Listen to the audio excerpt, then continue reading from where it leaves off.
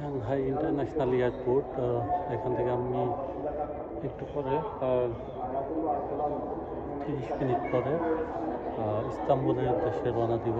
Shanghai থেকে Istanbul প্রায় 8,000 kilometre উপরে এবং যেতে সময় লাগবে প্রায় 13 ঘন্টা। বিমান ছাড়ার পর ফ্লাইট টাইম দেখলাম 12 ঘন্টা 20 মিনিট।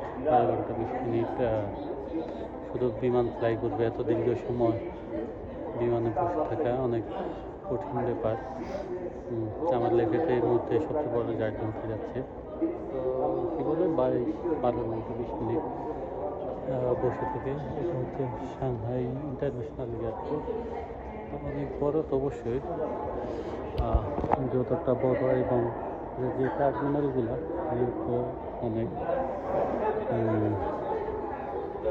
যতটা না বড় তার চেয়ে কর্মকাণ্ড অনেক বড়।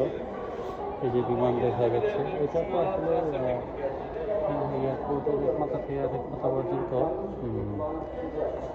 ভিডিও করা সম্ভব না। এটা অনেক বড় এবং অনেক বৃহৎ। তো আশা করি 12 ঘন্টা 12.5 ঘন্টার বিমান জার্নির পরে সুস্থ মতো পৌঁছাবো। এত লম্বা জার্নি বসে থাকতে অনেক কঠিন। যাচ্ছি, আল্লাহ ভরসা।